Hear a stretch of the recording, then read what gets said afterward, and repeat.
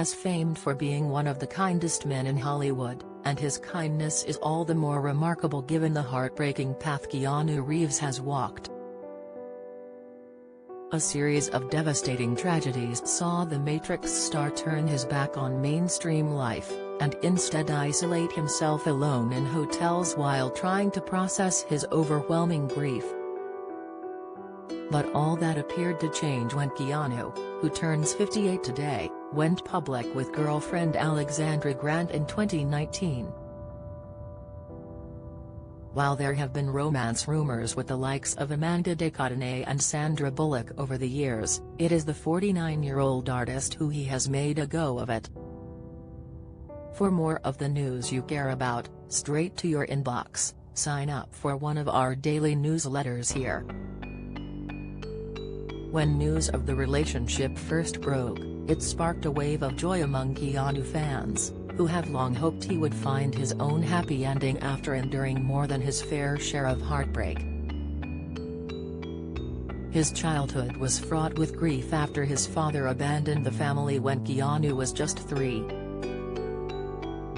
His dad was arrested for possession of heroin and cocaine, and sentenced to 10 years in jail in 1994 before being released in 1996.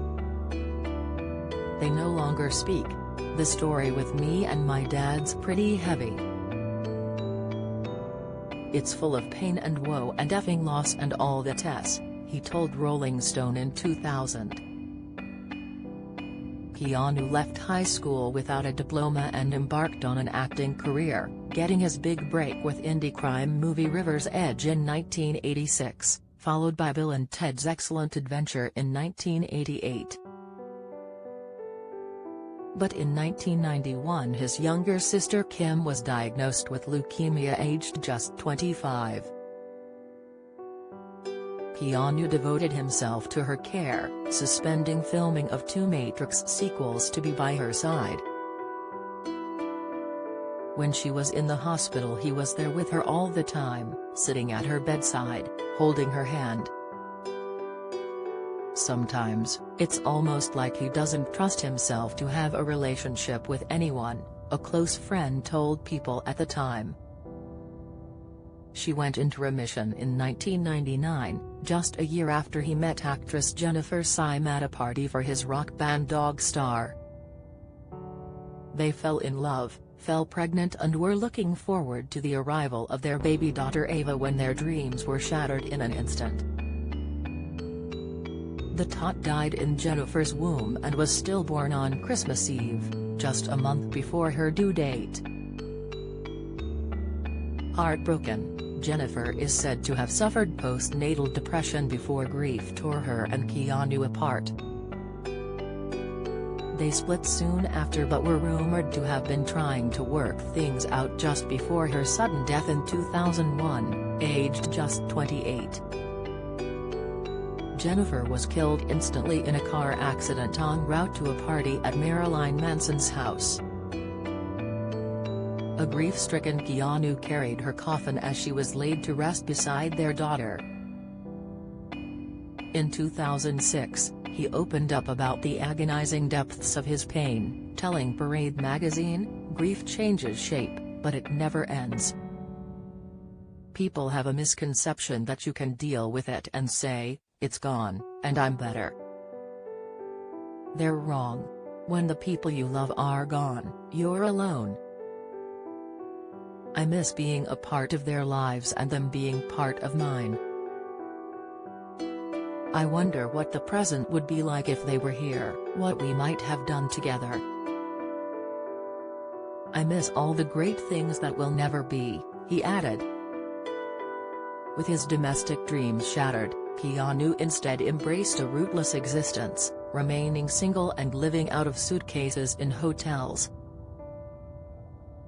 For 4 years he called Los Angeles Chateau Marmont home. "Sounds quite bohemian and gypsy-like, doesn't it?"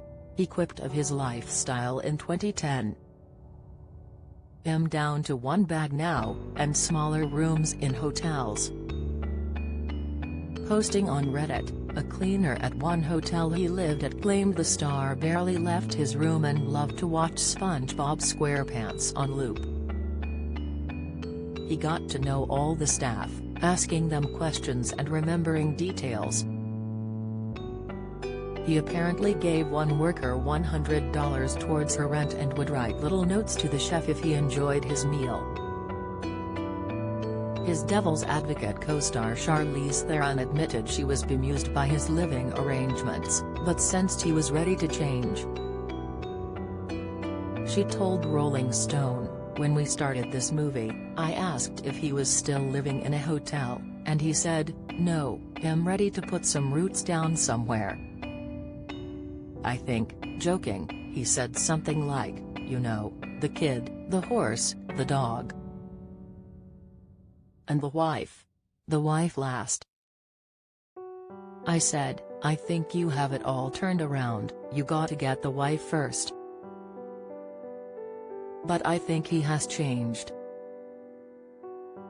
Before, I think he liked the idea of living out of a suitcase. I think he's now learned you can be a free spirit and have the other things as well. These days he does indeed have other things. He finally bought a house in the Hollywood Hills and is said to have formed a close bond with Alexandra while working on books Ode to Happiness and Shadows. But the heartbreak and trauma of his past remains with him. I don't think you ever work through it. Grief and loss, those are things that don't ever go away.